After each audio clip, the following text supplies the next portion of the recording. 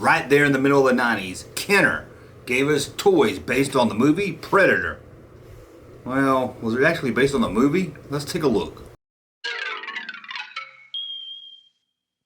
Welcome back to the Junk Room, everybody. It's me, the Junkman, coming back at you with yet another video. Today, we're just going to look at the toy line from Kenner. Actually, it's Hasbro, but under the Kenner name.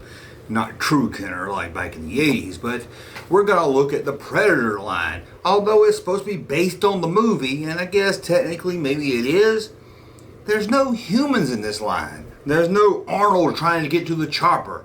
There's no Jesse Ventura chewing bubble gum.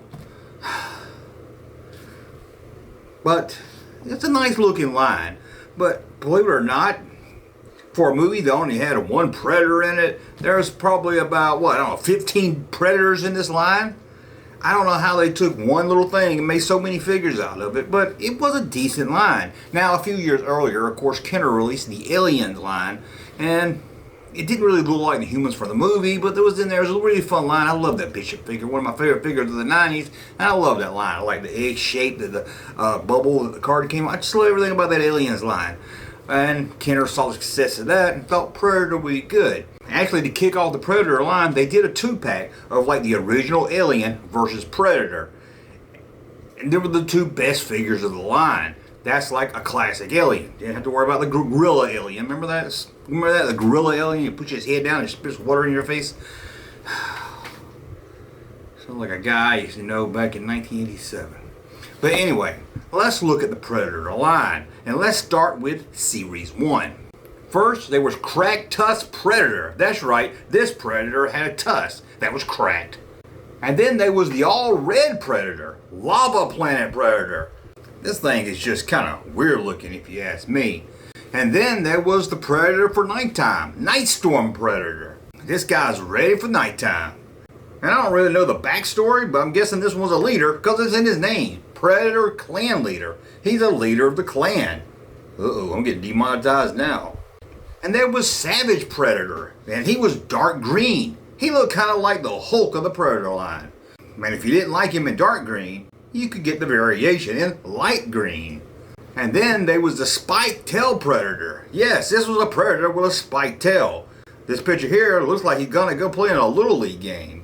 And then it was a Predator that would follow you to work, watch you get out of your car, and kind of walk slowly behind you as you went to your office. The Stalker Predator.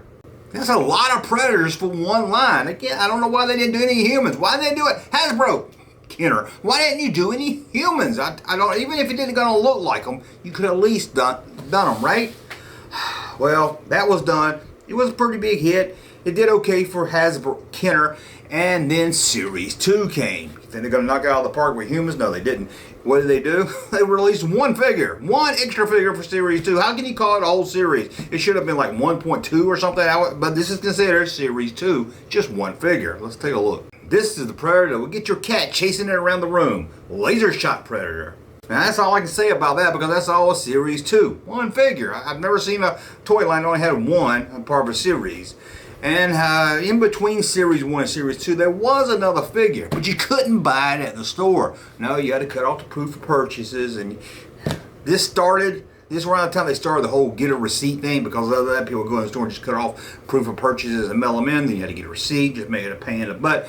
But anyway, they did a Melloway Predator figure. And this was the type of Predator that would hang out behind the bushes, getting ready to hit you upside the head with a sock full of nickels. The Ambush Predator. Watch out. Now, he was clear. I like that. I always like clear figures. Iceman, remember Iceman? I love clear figures. I don't know, I've always been a sucker for those clear figures. Somebody like that Spirit of Obi-Wan, where joints wouldn't move. It looked good. They could have done a lot better. But anyway, in 1996, it was time for Series 3. And we got 4. That's right, 4 new figures. Let's look at all 4. First, we have a Predator that liked to hang out with Lenzo Lamas, the Renegade Predator. This one here looks all spotty and everything, like he's got some kind of disease. And then there was the You So Crazy Predator, Savage Predator. He liked to collect skulls. And then there was a Predator that looked like he had herpes on his tail, Spiked Tail Predator.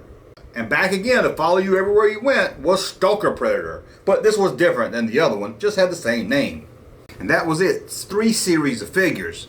But we wasn't totally done, because there was a vehicle, and one other thing, and there was one vehicle released, and it looked like the kind of vehicle you would fight a vampire in. The Blade Fighter. Let's take a look. Here it is, the Blade Fighter, with capture jaw and shooting missile. Seek and destroy alien prey for sport. This is the most powerful, fast attack hunting vehicle in the galaxy. And to me, they look like they put a piece of plastic in the garbage disposal, turned it on for about 10 minutes, and then slapped it in a toy box. So we got 3 series of figures. We got a lot of Predators. No dang humans. I don't know why. Why was there no dang humans in this line? Anyway, we got all the Predators. We got a ship for a Predator. I didn't know Predators could fly ships. I don't know what school they went to learn or anything like that. But there's one more Predator in the line, and it's not part of the actual basic figure line, because this one's a big Predator. 10 inches tall. 10 inches tall. Let's look at the Ultimate Predator. It's a big, tall, 10-inch piece of plastic. Now, it's not a bad-looking figure. It looks pretty darn cool. Now, I don't know about where you live, but first I saw these things at Toys R Us. They sat around the shelf for a little bit. Then they disappeared, and about 2 weeks later, they turned up at Toy Liquidators. Who remembers Toy Liquidators? Well, they turned up there for about half price, and then about 4 years, they disappeared from the shelf. But then they ended up in a big wire basket full of all the other clearance toys, and now it was like 75% off. But still, it looks pretty cool. I like this thing. I had this thing. In fact, I had a lot from at least Series 1. I think I had all Series 1. I don't know about Series 2. That was a lot in the collecting Series 2. I didn't have the ship or anything, but it's a nice looking figure. If you were collecting the Aliens line at the time, this was a good one to kind of go along. You had the humans in the Alien line to kind of fight the Predators with. Maybe that's what they were hoping. Maybe that's why they didn't do humans, but it was a missed opportunity. I don't know why. It's based on a movie with a lot of humans. I've seen the Predator movies, and there's humans in it for at least 35% of the movie, but the toy line, there's 0% humans in it. I don't really get it, but it's a nice looking line. Don't get me wrong. It's good. So what are these worth today? Because they usually hit KB and Toy Liquidators and went on clearance a lot of them went on clearance, let's be honest with you. But how are these doing today on the secondary market? Well, it is a 90s toy, so don't expect it to be thousands of dollars, but I figured I'd tell you what it's going for. Believe it or not, a lot of these carded ones sell for around $16 to $20, the high ends of the teens and the low ends of the 20s. Believe it or not, they do sell for around that price on card. The rarest of the figures is probably the Kenner 3 Electronic Sound Laser Shot Predator from Series 3. It usually goes for around $40 to $50. As for the vehicle Blade Fighter, I've seen it go as high as $70, $75, but usually you can get it from around $35 to $45 in that range. In box, of course. As for the Ultimate Predator, that 10-inch one, you can pick it up somewhere in the $20 range, between the low 20s to the high 20s. And as for the Aliens vs. Predator 2-pack, I've seen it sell for $30, sometimes as low as $20, and a few in the 40s. I don't know why. I think if you're not in a hurry, you can wait around and find it in the low 20s. As for the Melloway figure that people thought was going to be a gold mine they could retire on when they hit 50 years old, it sells mostly in the middle 20s to middle 30 range, between $25 and $35. That's with all the accessories and usually have the shipping box and everything. And that's a look at the Predator line based on a movie that had a lot of humans in it, but the toy line didn't have any in the toy line. I don't get it. Anyway, let me know, did you have this toy line? If you were collecting in the 90s, I bet you had. I bet you at least had one of them for trying to get that Melloway. It was really hot. Everybody wanted that Melloway one. Well, I want to thank you for watching. Thumbs up on my content. Subscribe to the channel. We'll talk again.